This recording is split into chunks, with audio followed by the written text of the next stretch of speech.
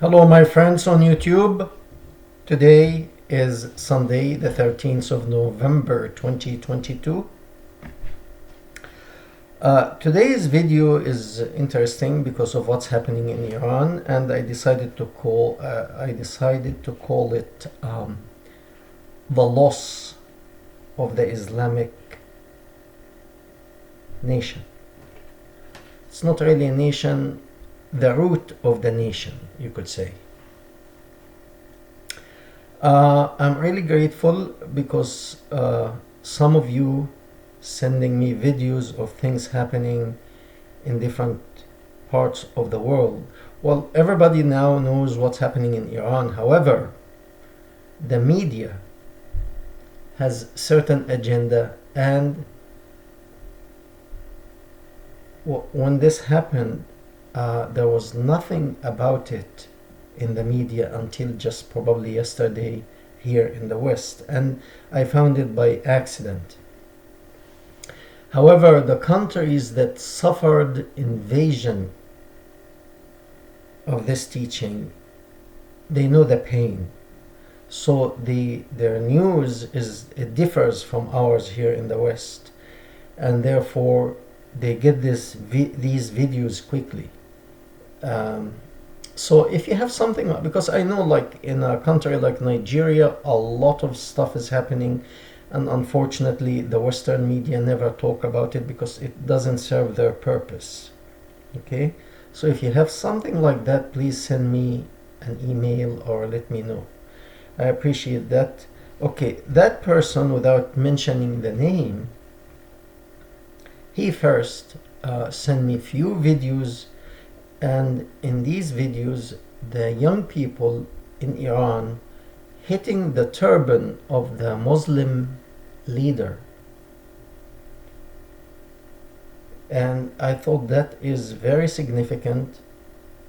And on it, on the foundation of what's happening, I can see that the roots of this ideology already rotten, already on the way out. Let's see. I'm going to start with a Quranic verse. I have it here prepared. Give me a moment, please. Okay. There are three translations. You cannot really understand it very well unless you know the culture. So I'm going to give my own translation.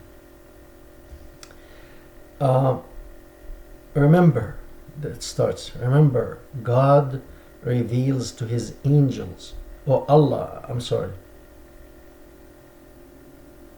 O Prophet, it's like, O Prophet, Allah is revealing to the angels that I, Allah, with you. So stand firm, the believer, stand firm, and I am going to cast horror in the heart of disbeliever. And your responsibility, that's God giving them direction, your responsibility is to smite them on their necks. And here the imams or those who interpret this stuff say, we don't know exactly if we're supposed to strike them here on the head with the sword or strike them here on the neck, as if it will make a difference to the person who is getting killed. If you kill me by striking my neck, or you hit me with the sword on my head and split my brain in half. Anyway, it doesn't matter really. But anyway, they have a dispute whether they are supposed to smite the disbeliever on the neck and sever their heads, or smite them on the head and sever part of the head.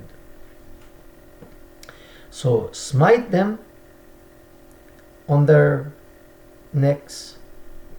Here is clear really, it's necks, but anyway, it doesn't matter. Smite split their head in a way and chop their fingertips off, chop off their fingers. This is very interesting, of smiting the head. Again, this person sent me few videos in the beginning, but I think the day before yesterday he sent me another video. The first few videos, you can Google that now, it's all over Google. The young people smite the turban only. And then another video, a young man, he smite the head, he can hit the head, the turban, and stepped on that turban with his shoe. And then the last video, he's actually, one guy is hitting the head and the turban of the person, smiting, let's use the word, smiting the head with the turban. They are becoming bold now. So after 2 months of demonstration, after this young lady was killed in prison, a healthy young lady was killed, murdered in prison, the people are saying enough of this stuff. We're not taking it anymore. With that, you could say the roots of this ideology has two places: Mecca and or Saudi Arabia today, and Iran today. The Muslim Sunni represented in Saudi Arabia, in Mecca, for 1400 years, whereas the Muslim Shia took their headquarters in Iran. Of course, both countries have mix, like you find Shia in the Gulf region, especially in Saudi Arabia. In the north, there are quite a few of Shia, but the majority are Sunni Muslim. And the same thing in Iran, the majority are Shia, but there are few Sunnis in Iran. I would like to give some examples about people who lost their nation, lost their country, and what they had to face. Until 1948, the Jews, really, they didn't have a nation of their own. Of course, before that, they had a nation of their own. But at certain point, they lost that nation, and they were basically without a nation until 1948. And we know what Hitler did with the Jews during World War II. They were fair game. Not only the Jews, but the Gypsies. We don't talk a lot about the Gypsies, but actually the Gypsies suffered under Hitler the same fate the Jews did. Why? The Gypsies also are wanderers. They don't have a nation. When you don't have a nation, you are a fair game. Anyone can do anything with you. And this is what Hitler did with the Jews and the Gypsies. They were people without a nation. So the loss of a nation, it means humiliation. That goes to anyone, Jews, Muslim, Christian, Buddhist, anyone. I spoke about that few times when the Muslim Brotherhood lost their base in Egypt. They lost their nation. What happened to them? The leadership. They ran away to Qatar, to Turkey, and they are hiding there. They are protecting them until now. certain point, when President Nasser turned against them, they ran to Saudi Arabia. Saudi Arabia kicked them out when they felt they wanted to do what they wanted to do in Egypt, which is to take over and rule the country. They wanted to take over Saudi Arabia and rule Saudi Arabia. At certain point, Saudi Arabia kicked them out. The moment they are kicked out of Turkey, even before they are kicked out, if the relationship between Egypt and Turkey becomes good relationship again, because it's actually not very good now, and if it becomes good with Qatar, because it's not very good now, they can say, send us these people to put them in prison. Okay? They are people without a nation now. They are wanderers. They are fair game. Okay. And that takes us to Iran. When we compare Iran to Saudi Arabia, the crown prince of Saudi Arabia 5-6 years ago, or I don't know exactly how long, he came to the realization, it's either I change the country or the country will change me. They will get rid of me. And he made a smart move. I really don't think the people of Saudi Arabia would want to get rid of the crown prince, because they know if they get rid of him, the religious institute that he declosed, defanged them, the people don't want them back in power. So if you get rid of him, they could jump on the government and take over, and that would be very bad. People already in Saudi Arabia tasted freedom. They don't want that garbage anymore.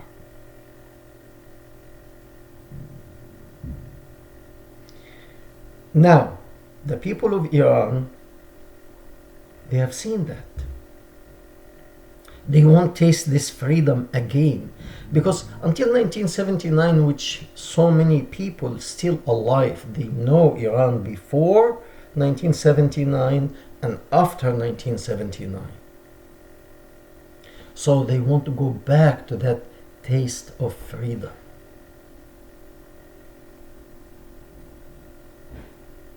And now we can see by the people, the young people, hitting the turban and the head, smiting the turban of the religious leader and smiting the head. Each faith, I believe, has certain symbol, whether you are Muslim, Christian, Jewish, Buddhist, Hindu. Each religion has a certain symbol, and people of that faith respect that symbol. For example, the Pope, he has a particular hat when he is giving something official. He has special attire and a special hat that he is to wear, because it's not him. People look at him as he is representative of that faith. The Jewish people, for example, they wear yarmulke on the head to distinguish themselves from others. That's my faith, and I believe in that. The Muslim, they have also a special hat, not yarmulke, but they have, and they respect, in Arabic they call it people of the turban, Ahl al-Amaim. That means when you treat a religious leader in any faith, you talk to him with certain dignity and respect, because he represents that faith that you believe in. Okay? You don't go to the Pope, the Catholic Pope, and hit that hat that he is wearing and step on it with your shoes. And if the people, let's say all the Catholic people agreed to do that to the Catholic leadership, they better resign because nobody wants you. Let's say the Jewish rabbi or the head of, I think they call him Rabbi, the Jewish people go and take his symbol, whatever, if it's the yarmulke, and they step on it with their shoes. He lost his respect. He lost his dignity as a religious leader. He better steps down and leave. And if he doesn't leave, they will make him leave one way or another, and it could be very violent. I'm not advocating violence, by the way, but I'm talking about the consequence of what happens.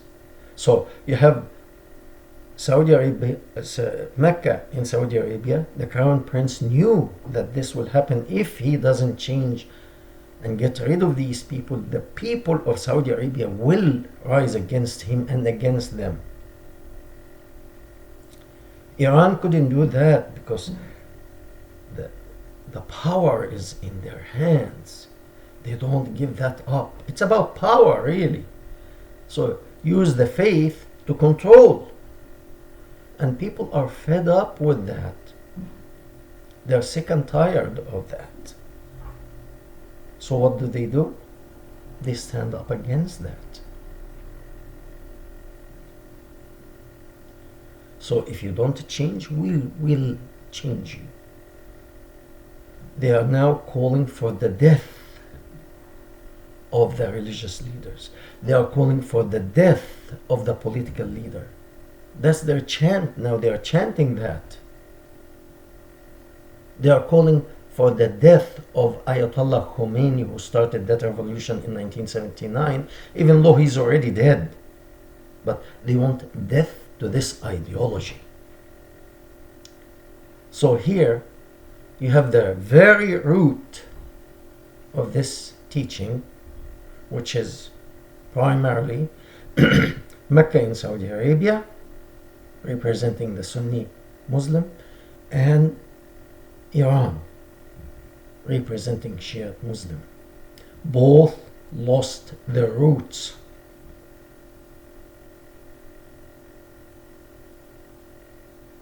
As the as the Muslim Brotherhood lost their country of origin, which is Egypt, now they are on the run. And let's say, for any reason, those leadership who are in Qatar and Turkey hiding, if the country goes against them for a reason or another, they are fair game.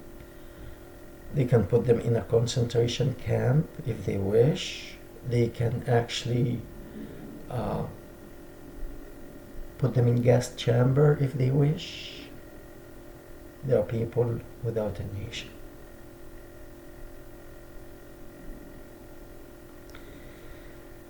So that was the teaching that came to us, to smite the head. Now it's time to taste a little bit of your own medicine. It's time to reflect and to see whether this is a good teaching. You say it's from God. Okay, now you are experiencing God. Okay? People rebelled against your stuff. And it's a matter of time. It's really a matter of time. As it is for the Muslim Brotherhood, they know that. They are trying to get back to Egypt by any means. And if they do, probably they will have another chance. I hope they never do that. But reality is they lost. They lost. And the same thing, they lost the Sunni in Saudi Arabia. And it's in the process in Iran. They started with hitting the turban itself. Now they are hitting the head of the religious leader, and I tell you that very soon, because they lost their legitimacy. These people will never go out in public wearing that religious attire ever again, because that also will be transmitted to the Sunni countries. It hasn't happened yet, but I can predict that to you, that very soon in the Sunni countries, those who are fed up of these guys who are controlling them, or they want to control them, they will be hitting their turban and kicking them. I'm not advocating that, by the way, but that's natural consequences to the tyranny that they practiced for 1400 years. We thank you very much. We hope to hear from you.